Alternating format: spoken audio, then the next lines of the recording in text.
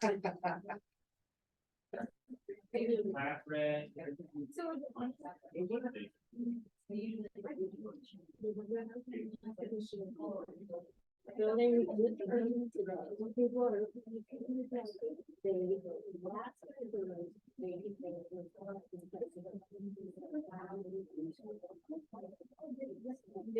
evening, everybody, and welcome to Pybus University. This evening we have Diet for a Warming Planet, but we have a couple more left in the Pybus University series this fall. Next week we are going to be joined by Arlberg, who's going to be doing a ski safety class. So if you're interested in Pybus University, we'd love to have you back. We're here almost every Tuesday in the fall and again in the spring. And I want to thank Lifeline for being our sponsor that keeps these classes open to the public and free. So this evening we are joined by Jana Fishback and Joan Kazi to talk about Diet for a Warming Planet. And I'll pass it to you guys. Thanks. Hi, everyone. I'm Jana Fishback. I'm the Executive Director of Sustainable NCW. And I'm Joan Kazi, Wenatchee Valley College Sustainability Coordinator. So great to see you all. Thank you for coming out tonight. Yeah, go ahead and get started. Okay. Okay, so you can actually, is it not advancing? I did want to start off mentioning that while our presentation's focus today is on the environmental benefits of moving toward a plant-based diet and paying attention to what we eat, there's a lot of co-benefits. So I'm going to be briefly mentioning some of those, but we also have an awesome group of tables in the back that kind of help represent some of those co-benefits. One is Ridged River Animal Sanctuary. They can help kind of explain some of the ethics on eating animals. We also have Nourish NCW, who Lauren is a nutritionist and kind of talk about the health aspects. We've got lots of great resources with NCW libraries that have cookbooks and other books relating to this topic. And the Wenatchee Confluence Rotary Group, who is really involved in this topic and has an awesome 21-day plant-rich challenge. So be sure to check out their tables at the end. And also I want to let you know, we do have this available as a PDF, so you don't have to take notes or write anything down. We can easily email, if you've registered, we've got your email, we can send it out. I also have a QR code at the end if you want to sign up for our newsletter, and I can include it in that. So that will have all the links and resources in that PDF. So it's really easy to access. We're also recording this. It's not broadcasting anywhere, but we've got a recording of it to save too. So you can rewatch it later if you would like. Okay, so I'm going to pass it over to Joan, who's going to give us a little bit of a background on, this is not advancing. Oh, there we go. Climate change and greenhouse gases. Yes, so I am a professor at the college, so I will try not to be too academic and wonky here, but I do like those pie charts. So they are from the EPA, and I just want to make sure that we all are on the same page in terms of our understanding of greenhouse gases that build up in the atmosphere and then trap heat and create climate change. So on the left there, you'll see that agriculture is responsible for about 11% of our greenhouse gas emissions. But if you think about the food system, it's actually more than that, right? Because food has to be grown, it's processed, it's transported, distributed, prepared, consumed, and then thrown away sometimes too. So it also has some, implications in those other parts of that pie chart as well. And then if we go to the one on the right-hand side, and you can see those greenhouse gases themselves, fun little icons related to the food system. The largest one is carbon dioxide, of course. That's the greenhouse gas that we talk most about because it does make up such a large percentage of those gases that are building up in the atmosphere and trapping that excess heat. How do we get that up there? Well, we are burning fossil fuels, of course, in our transportation sector and moving that food from place to place. Also deforestation, right? When farmland is expanding or we're planting soybeans to feed livestock in the Amazon, cattle ranching, and those sorts of things. So that also has a relationship to carbon dioxide. The next of those slices is CH4, which is methane, natural gas, right? So that we are human causes of methane include the digestive processes of cattle and food waste when it decomposes. Now you'll notice that methane is less than the carbon dioxide, but methane itself is 28 times more heat trapping than carbon dioxide is. So even though it dissipates in the atmosphere faster, like within a decade or so, and carbon dioxide lasts in the atmosphere for centuries, we still need to pay attention to that methane because of its potency in terms of heat trapping. And then the other part that you see there is nitrous oxide. And nitrous oxide also has a role in our food system, and that is mostly from decomposing nitrogen-based fertilizer, which is used in a lot of agriculture, commercial agriculture in particular. And nitrous oxide is actually 300 times more heat trapping than carbon dioxide. So once again, a smaller slice, but that's a pretty potent greenhouse gas. And then the most potent are those fluorinated gases, the F gases that you see in the very small slice there, mostly from refrigeration, air conditioning, those sorts of things. Okay, so I have to press this to move it forward. Yeah. So I highly recommend this particular website, Project Drawdown, if you're interested in learning more about what you can do in terms of fighting climate change. Project Drawdown is based on this idea of the 100 best solutions for drawing down carbon out of the atmosphere. That's why they call it Drawdown. And so they have a lot of really good resources on that website. And most of us, we know that we cannot solve the climate crisis by ourselves as individuals, although we have been sort of told that this is our responsibility a lot of times. It needs to be also action that's taken by governments in terms of public policy, and also corporations need to play their part as well. But if we as individuals do want to do something that is meaningful in terms of fighting the climate crisis, you'll see in this graph that really reducing our food waste comes in at number 1, and then moving to plant-rich diets comes in as a very close second. And those are some of the things we're going to be talking about tonight and what you can do. So now I think we want to learn a little bit more about you. So I'm going to hand it back over to Jana, who's going to lead us in a little poll. Yeah, we thought it would be fun just to kind of get an idea of who's in the room, because I know a lot of you are probably interested in this topic and already kind of knowledgeable about this kind of thing. And so we just wanted to do a casual poll, hand raising poll. So these are kind of the categories that people might place themselves in, and there's no, I'm not going to test anyone. It's, you just say what you identify as. If you're not familiar with some of these terms, an omnivore is someone who eats everything, doesn't try to necessarily reduce any animal products or meat. A flexitarian, that can be a lot of different ways. That could be like a meatless Monday type of a person, or someone who maybe only eats meat when they go out to dinner, but they're vegetarian at home. A pescatarian is someone who is a vegetarian, but also eats fish. And a vegetarian eats no meat or seafood. And then a 100% plant-based eater or a vegan doesn't eat any animal products. Really strict vegans would not wear any leather or wool or anything like that, anything that comes from an animal. So sometimes you'll hear it plant-based kind of in more of the health aspect or what people are eating, but a vegan might not use any animal products at all. And if I've missed any, if anyone identifies in any other way, you can let me know. But let's start with the plant-based eaters. Does anyone here identifies someone who is vegan, plant-based? Nice, good handful. What about vegetarian? It's me too. Any pescatarians? Nice.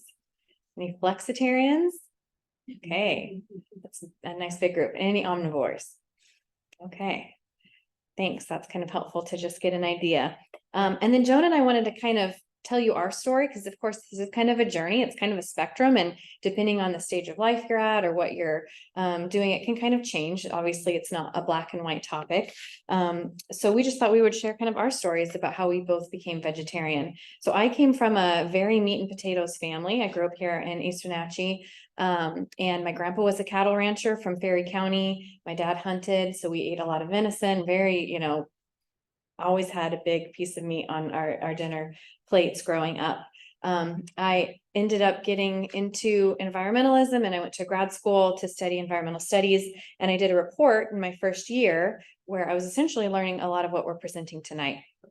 And so I decided, because of influenced by wanting to reduce my carbon footprint, I would go pescatarian. And so I'd still eat fish, but no more land animals for 1 year, kind of as a New Year's resolution in 2013. And just a few months into that year, I was sold. Like I could do this forever. I don't need to go back to eating meat. Going pescatarian was helpful, not only to transition, I think, for myself, but also for my family, who was a little bit of a shock that I was, this hippie now that, doesn't want to eat grandpa's cattle.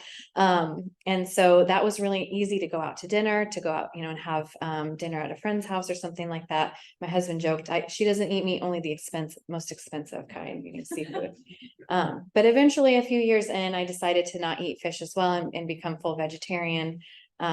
And then a few years after that, I ended up actually getting a celiac diagnosis. So I have to be strict gluten-free. So I definitely have that experience of understanding what it's like to choose one and then not choose another kind of dietary restriction. And it is possible to have an allergy or something like an autoimmune disorder like celiac disease, have to avoid some food, but then also choose, to be vegetarian. I've made it work. I'm obviously not withering away. A lot of my friends and close family did say when I got that diagnosis, though, oh, are you going to go back to eating meat?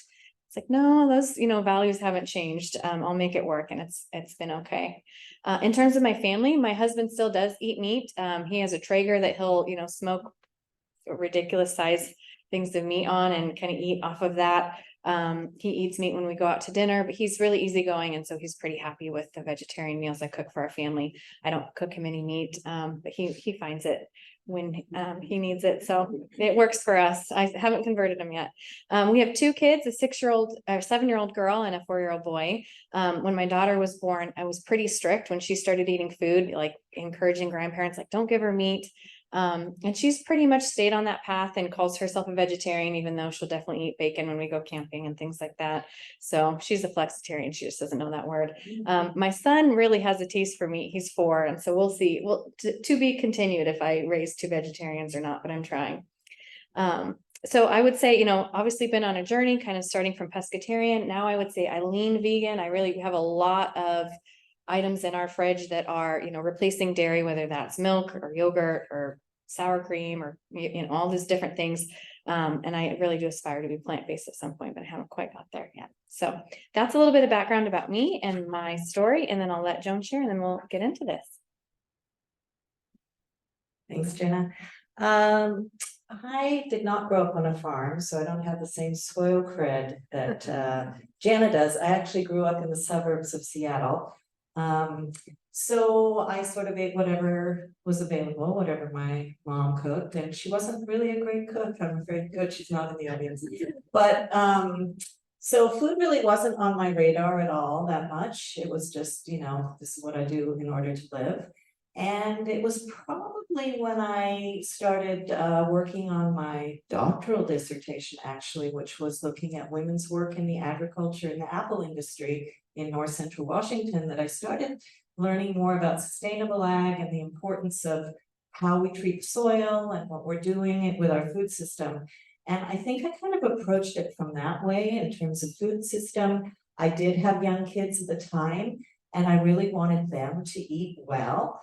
And I just was thinking, okay, maybe it would be good if we had like a school garden. I've been reading about edible schoolyards in Alice Waters, what she was doing in Berkeley. And so I went to the PTA and was able to get a school garden started at Joan Newberry Elementary. And then that sort of rippled out to some of the other places, because we also started a local food system nonprofit called EAT, Education and Agriculture Together. So we had a number of farm to table events. We were trying to connect farmers with restaurants and other buyers so that we could support our local farm economy here, because I really do like farms. I mean, I really like the orchards, and very saddened when I've been here for like 30 years, so very saddened when all the orchards are going away and, we're planting houses. So, and especially if it's a diverse food system. I love farmers markets. So that was another reason that I sort of was leaning more and more towards vegetarian. So getting my kids to, try fresh food from the garden and the importance of eating whole foods, that really did inform a lot of what I was doing. It actually led into a paid position, which volunteering, going to a paid position was pretty cool, with Washington Sustainable Food and Farming Network. I became their farm to school coordinator. So I worked with school districts from Oroville to Sunnyside to get them to buy directly from local farms, so that they could have the apples from local farms, carrots, squash, other things like that. It was a huge transition, and not all the school districts made it. Wenatchee did pretty well. And then yeah, I just things changed politically, and some of those things started to go away a little bit more, but it still became really important to me, that the local food system. And also I shifted some of my interest to climate change. So that's why this is really important, because I want to make that connection for people between food and climate. Not so much about me, whether I'm a vegetarian or not. I sort of identify as flexitarian, vegetarian, pescatarian, whatever is sort of appropriate at the time. But, and I try not to be too vehement about those things, but I do think it's really important to support our local economy, which is a farming economy still. And to make sure that the next generation really understands the importance of eating well, fresh foods, locally grown and seasonally. So those are the sorts of things I'll be talking about tonight. Me next? Okay. All right. So Joan and I are gonna kind of divide this up. I get to talk about how our diet is impacting climate change in terms of whether or not we eat animals, essentially, and animal products. So in talking about working towards a plant-based diet, again, I think it's important. This is something we're working toward, right? It's not black or white. You don't have to necessarily become vegan tomorrow. And this means eating less meat and less animal products, or sometimes people say eating lower on the food chain. And we can do that in a couple of different ways.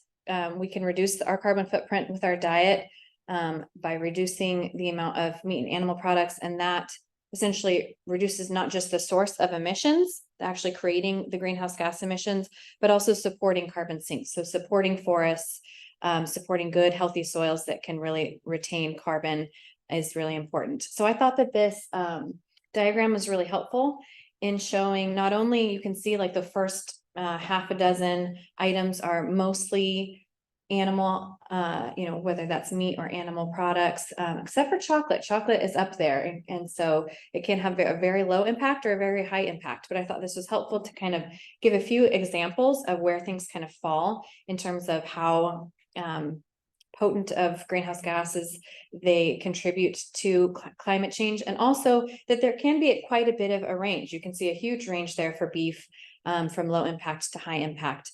And so even you can tell, like, even the lowest impact beef or lamb still is a worse impact than tofu, beans, and nuts, the high protein, plant-based options there at the bottom. But you can really make a difference if you do choose some of these lower impact options.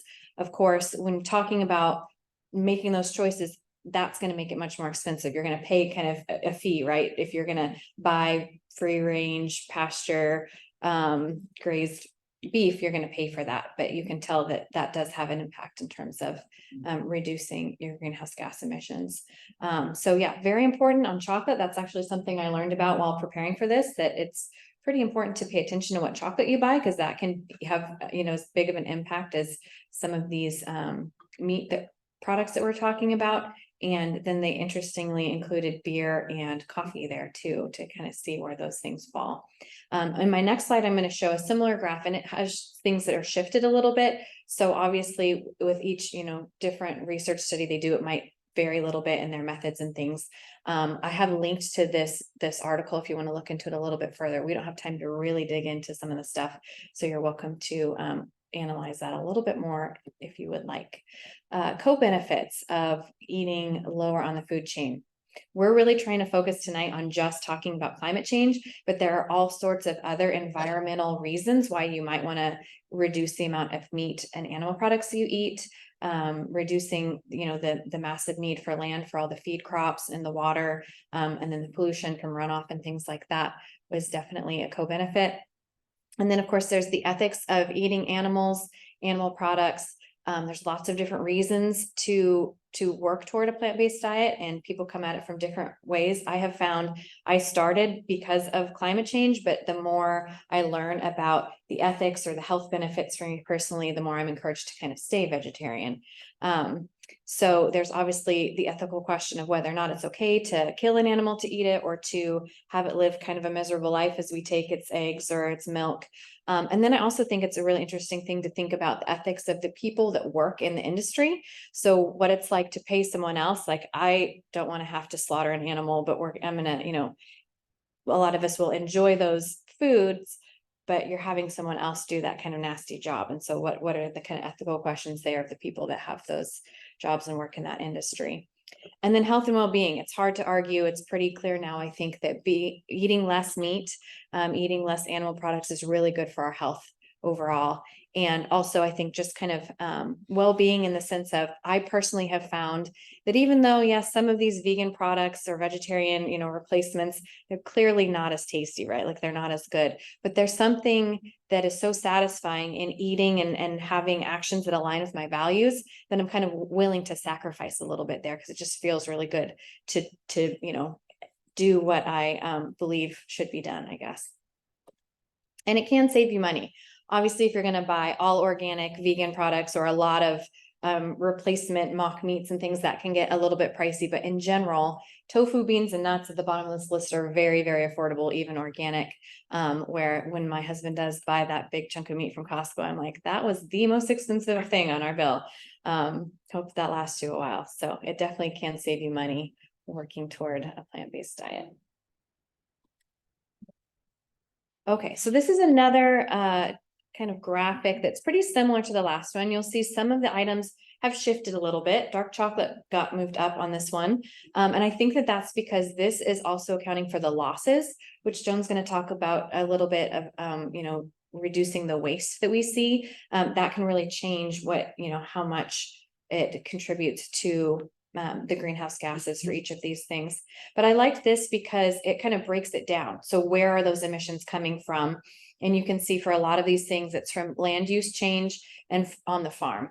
So land use would be most of the time deforestation. Joan mentioned, cutting down maybe rainforest or tropical forests in order to plant feed crops or actually graze animals. And then farm would be fertilizers that come from fossil fuels, diesel fuel for equipment, things like that.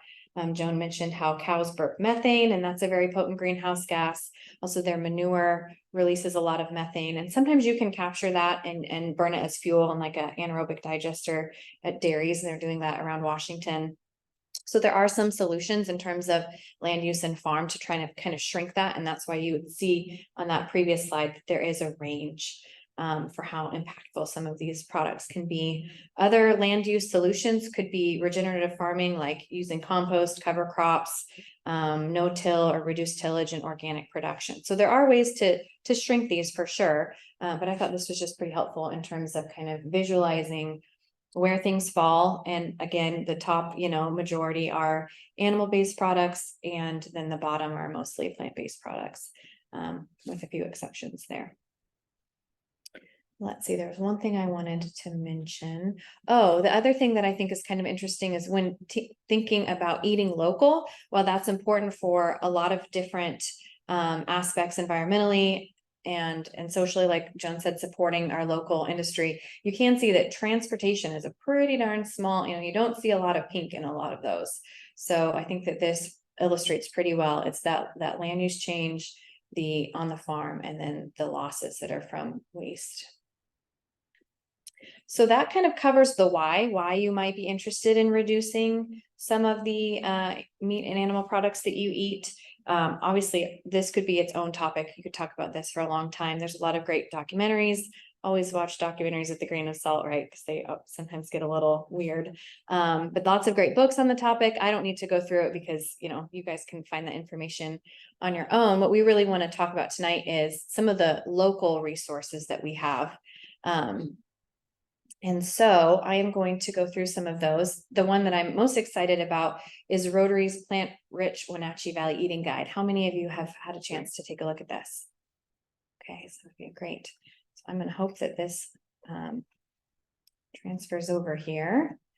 Okay, let's see if I can get this a little bigger. So I'm excited enough about this, and this really saved a lot of my prep for this talk because it's got such great information. I'm going to walk us through it really quick. So this is a pretty comprehensive guide to places and businesses that you can visit that offer some of the things if you're trying to reduce the amount of meat and animal products in your diet. So it starts with grocery stores. And one thing that I want to mention that this kind of mentions here too, is that if you are wanting to replace a lot of like true meat items that really kind of replicate meat, like a mock meat type of a thing, like an Impossible or Beyond Burger, maybe a hot dog, things like that, this will list it, but also don't ignore less processed items that people might not be quite as familiar with, like soy-based tofu or tempeh, or wheat-based seitan. So there's other options that are a little bit more out there, right, that you might not have heard of, but they're a lot less processed and they don't necessarily replicate meat exactly, but they can take the place of it in a lot of recipes.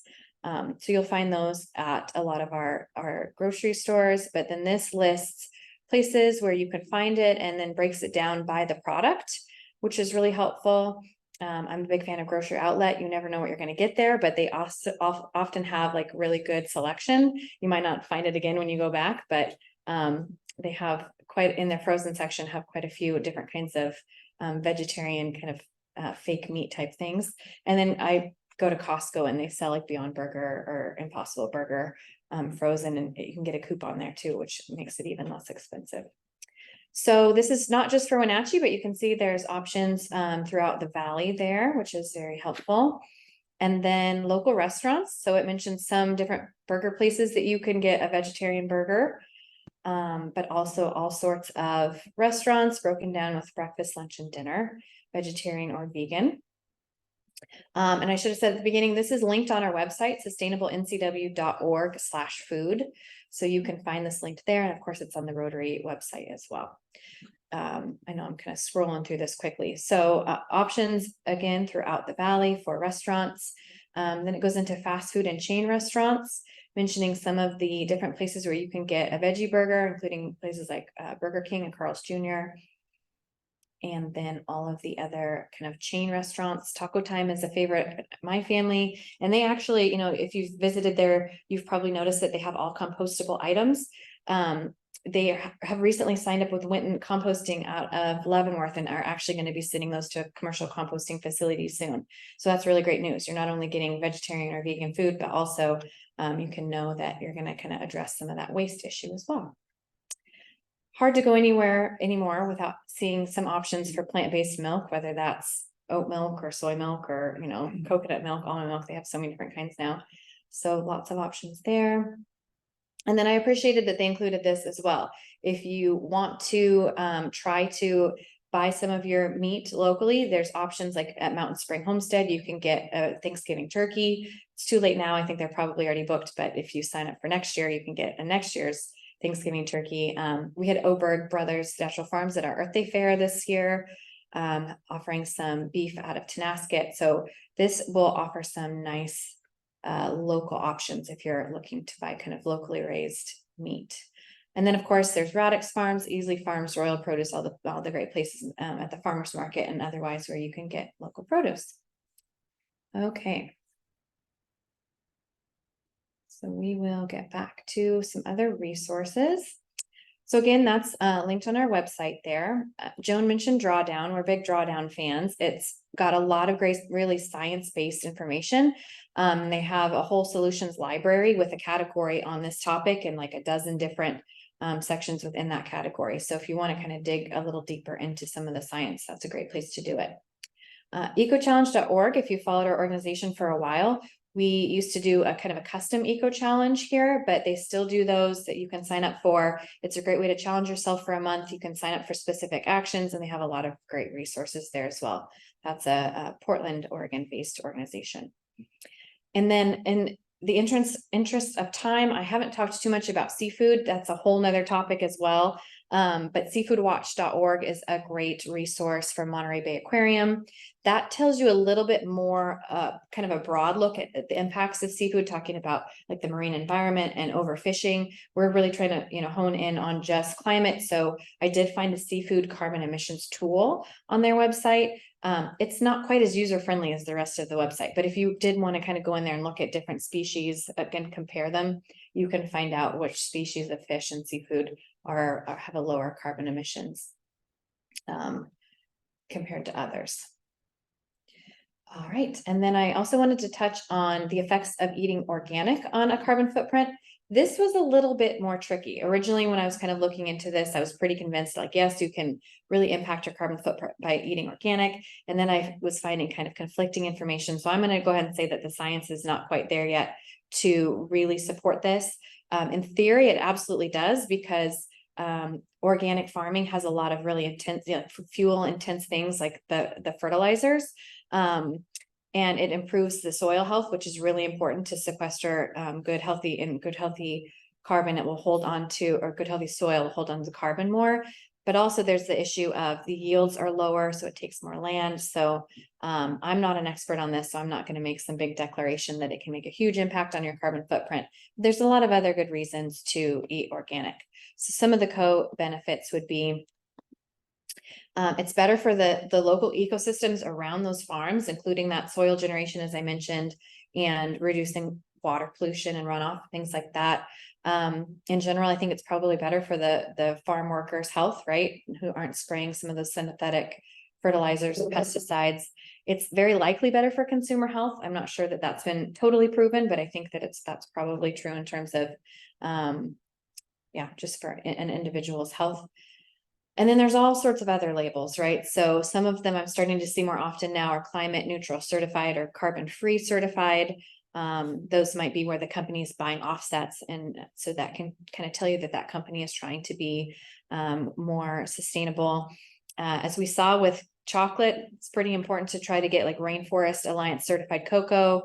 You can see on some chocolate bars that will have different certifications so that you can know they're not, destroying rainforests for your chocolate bar. Salmon Safe certified is a newer one, I think, and kind of a Pacific Northwest one. And that's more about restoring salmon habitat and that kind of thing. So less related to carbon footprint, but still a good one to support. That's often you'll find on like beer and wine. But I've seen it on eggs and whiskey, even it said on the website. So that's kind of interesting. And then there's all sorts of these labels: natural, humane, cage-free. A lot of these aren't necessarily regulated. It's kind of hard to know what exactly they mean. Some of them, I think, can kind of give you an idea if you're concerned about the ethics of like where maybe your eggs come from, and you want to know that those chickens were not miserable. But I do think some of them could have an influence on your carbon footprint. Like if it was grass-fed beef, pasture-raised beef, that's a little bit less of an impact. And so in talking about organic, I did want to mention, I'm sure most of you are probably familiar with this idea of the Environmental Working Group does this Dirty Dozen and Clean 15. They announce them yearly because it kind of changes, so they update them regularly. This is more looking at the health benefits, right? Like the amount of pesticides that come home for a consumer on the different products. So the idea is you can pretty easily eat off the Clean 15. Hopefully that's big enough that you can see those words.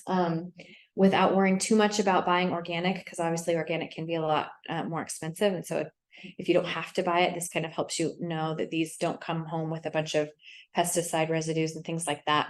What I thought was really interesting with the Dirty Dozen is, look at the number of these that are grown here, right? Like half of the Dirty Dozen is a Wenatchee Valley product that we're kind of famous for. So I think even if it's not necessarily proven that it's better as an individual for the farm workers here, for our ecosystem in our valley, it's good if you can kind of try to buy organic for some of those when possible, just to encourage a better ecosystem in our area.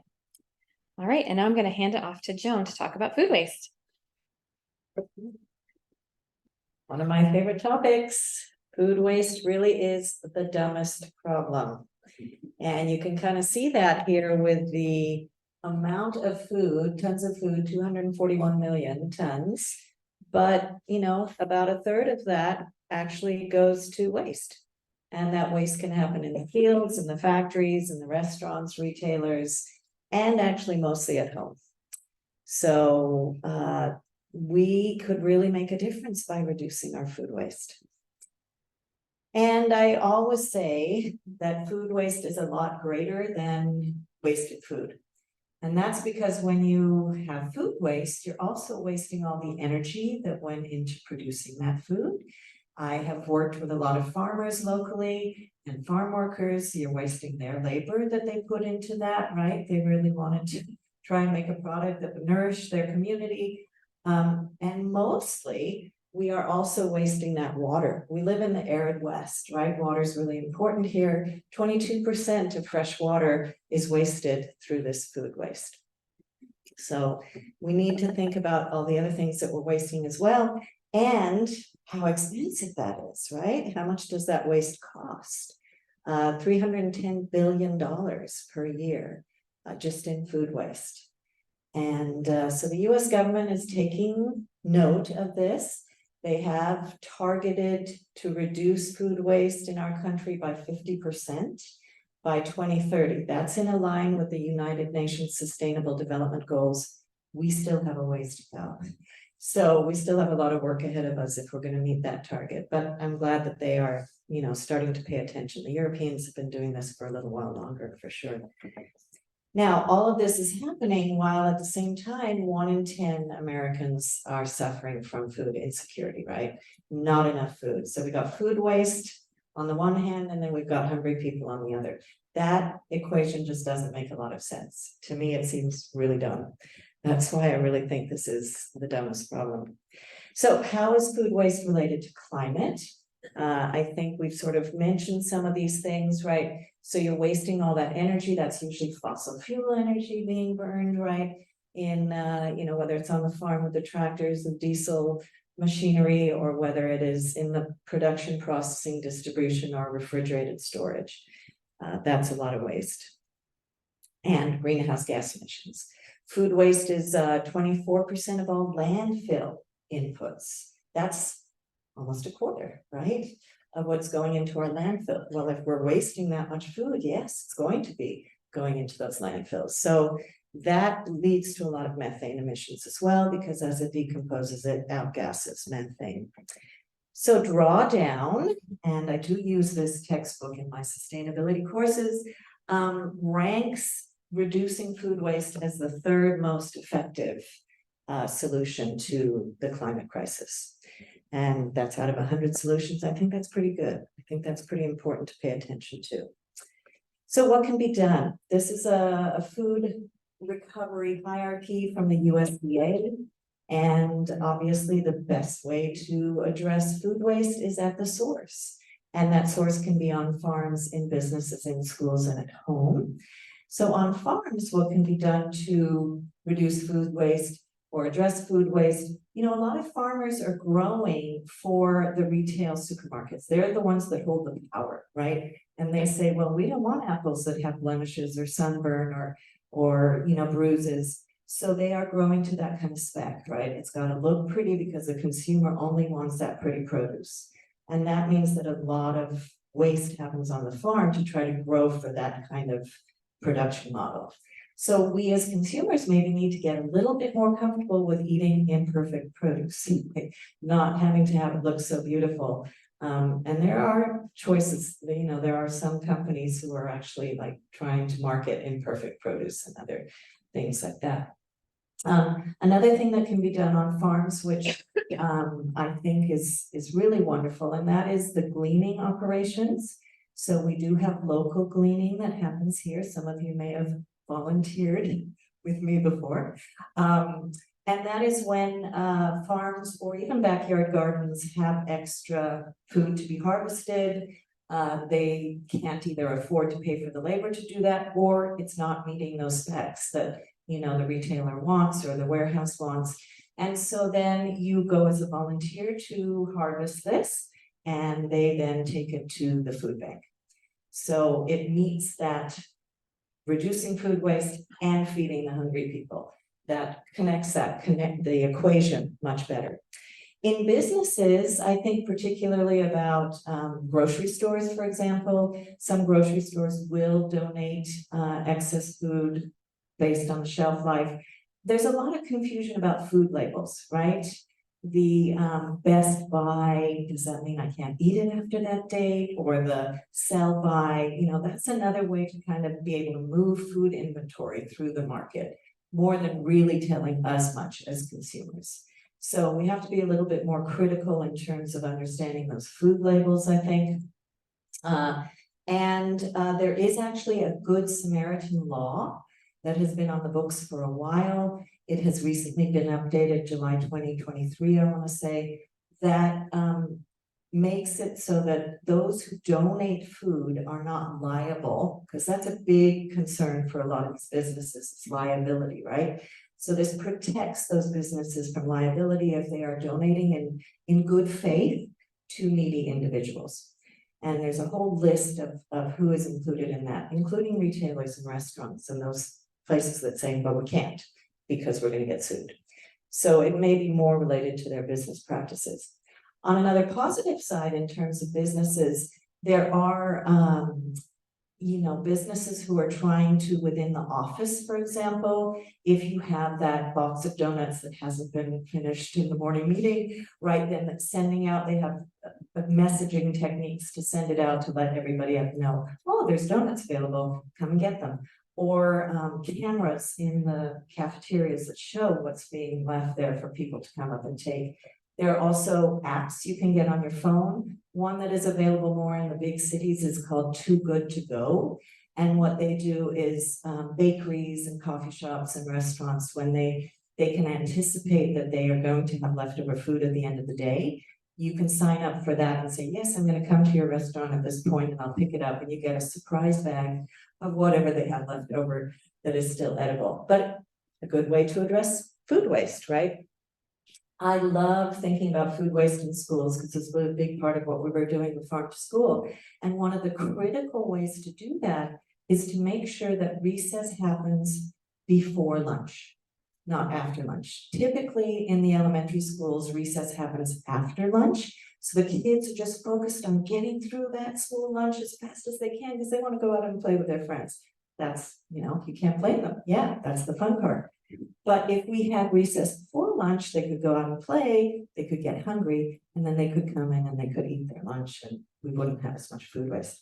Another thing that we did with Farm to School, because we were really trying to promote how wonderful this food was that was coming from our local farmers, was we had a share bowl. So if there were apples or bananas or oranges that weren't being used, obviously we don't grow oranges and bananas here, but that was still part of food in the school meals.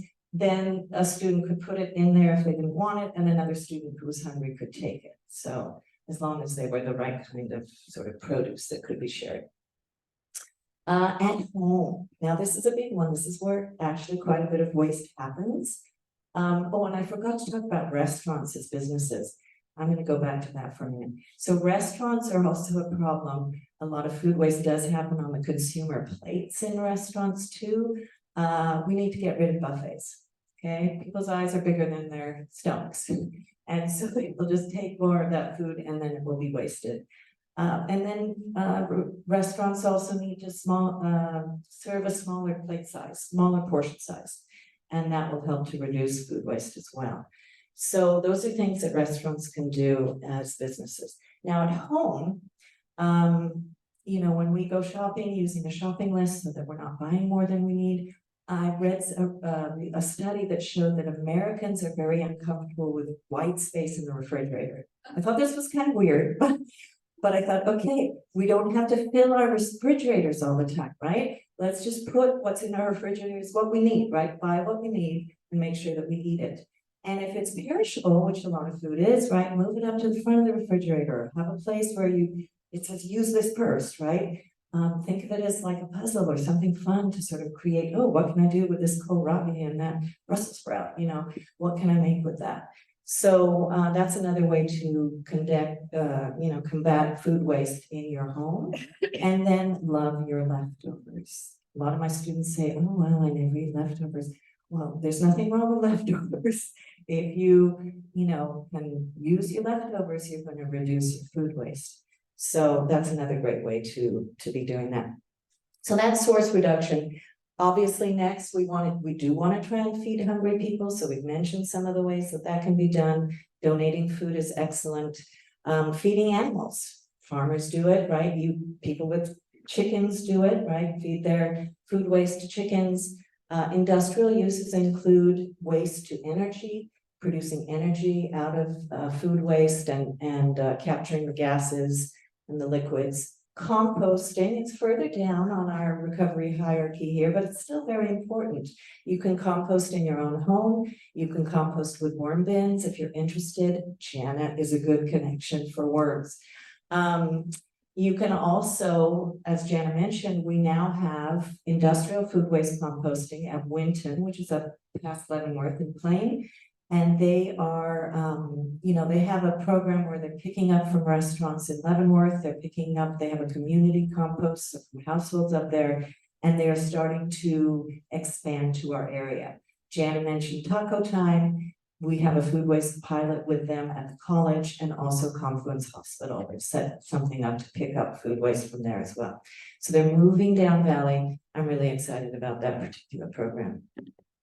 Okay, so just want to give you a little hope, show you what's already happening here in terms of reducing our food waste. A lot of these pictures are from the college. We've got students there brave students who are picking through the cafeteria food waste there with their gloves on to weigh it, find out how much we're doing, and then try to benchmark and see if we can reduce it over time with greater education.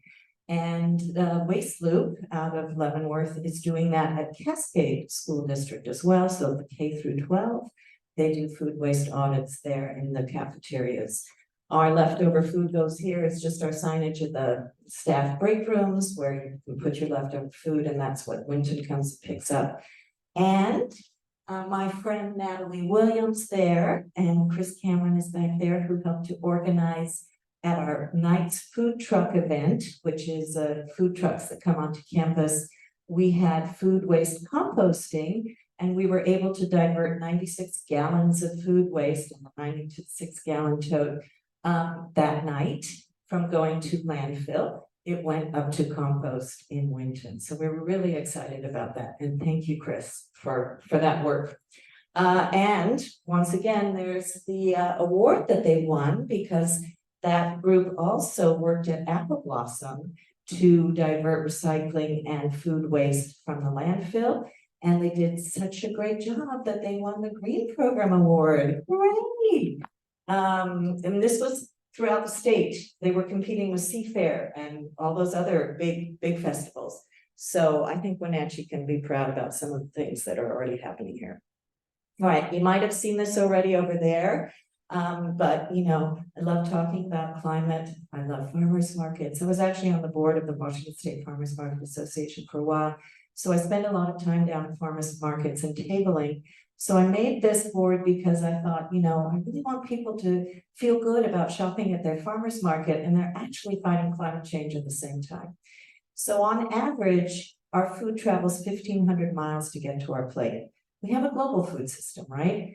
And we don't produce everything here, so we do buy some of those things that come from a long way away. And even if transportation is a smaller sector, if you are buying air freighted grapes in December that come from Chile, your carbon footprint is going to be a lot bigger than when you are buying locally produced seasonal produce from the farmer's market, or even obviously eating from your own garden. So great reasons. And one thing that we don't always think about is that farmers markets are often open air markets, right? They use solar power for their lighting. They use wind for their air conditioning, right? And they don't have all of that buildup that a supermarket would have, and all of the energy that goes into keeping that supermarket going. So lots of reasons for shopping at your farmer's market, and you can read more on that board there. I also have Although our farmers market is finished for the season, I do have a directory over there that is for you to take if you want to, that shows all the farmers markets in Washington State. And many of those, especially on the west side, are open for longer than we are here.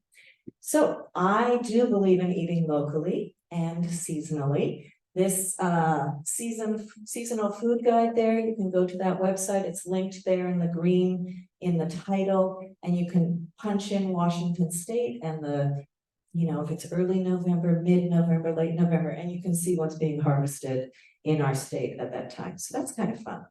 Also, Jana mentioned before, the Sustainable NCW Food Resources webpage shows farmers markets. It shows community supported agriculture, CSAs, where you can get the box from the farmers each week during the harvest. And it also has community gardens. So if you don't have your own garden, or somebody who doesn't and wants to grow it, you can refer them to that.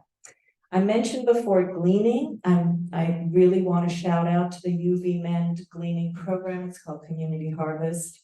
And we have a former person who led that program in years past, but they seem to sort of increase the amount that they glean every year. And that, of course, addresses that hunger issue too. So really excited about that program. It's something you could get involved with.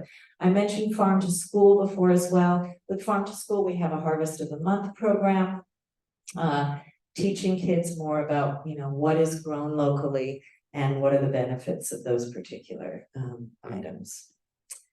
Okay, so what does your diet for a warming planet look like? We wanted to show you some kind of visual that you could sort of take home with you in your mind. And this is the sort of plate that you might see in a diet for a warming planet. This is from Planetary Health website, and the link there, if you get the PDF later, you can go on that, and they actually have recipes too that probably include some of that, the lower carbon footprint. But plant-rich foods, obviously, half your plate at least would be best. Seasonal produce, so it's not traveling as far and tastes better. Locally grown if possible. Minimize your food waste. And colorful and delicious. And I will say that, and I think Jana mentioned this a little bit too, and that is, it doesn't have to be more expensive. It can be affordable. Meat is, especially if you're reducing your meat, you're going to save money. If you're reducing your waste, you're going to save money. So, and if you're buying directly, you can also save money. So these can be affordable options as well. So we would like to invite you to get involved locally in both fighting the climate crisis and working towards some of these ideas in our food system. And I'm going to pass it over to Jen to talk about this.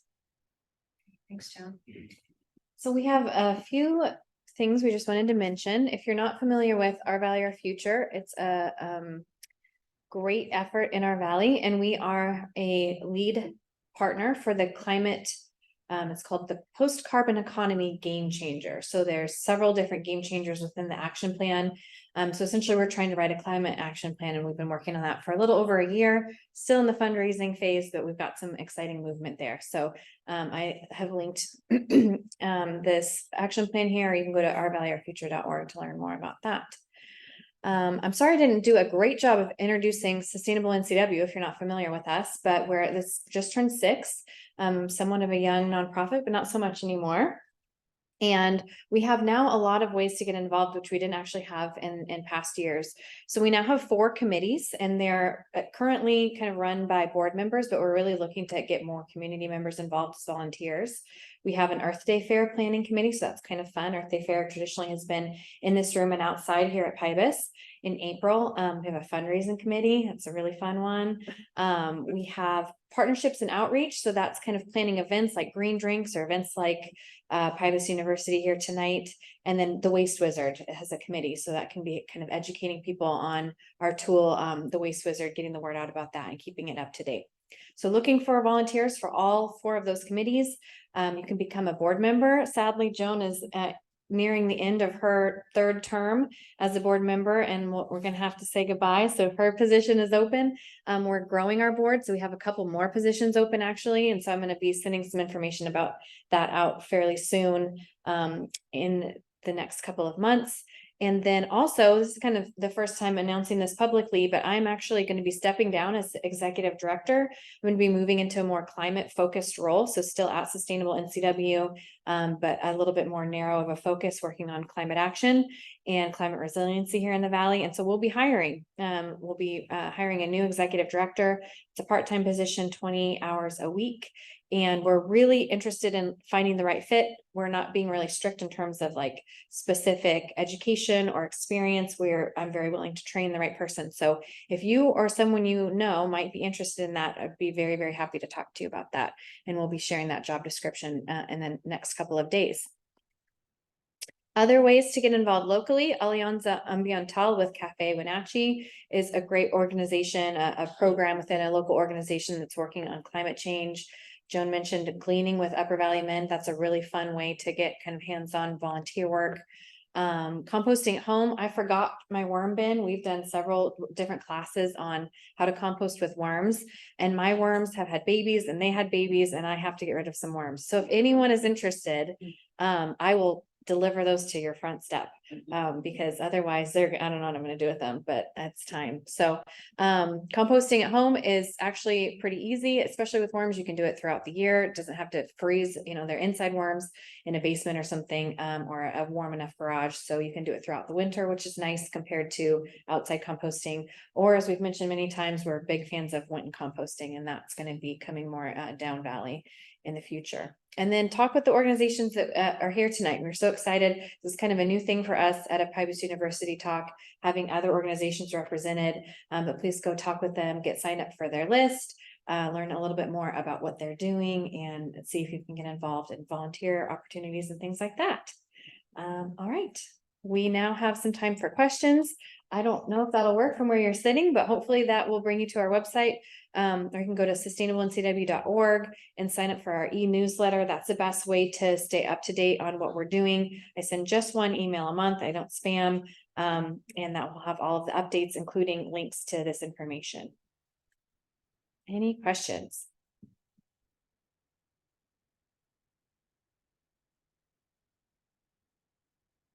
No question. Either you're overwhelmed or we covered everything, or both. All right, we'll be around if you want to come up and, Someone have a question? No, I was just meaning, yes, we'll be Oh, around. We I have a you table saw a right over hand. there. Yes, So we'll be around. Okay, catch thanks so us. much. Yeah, thank you for coming.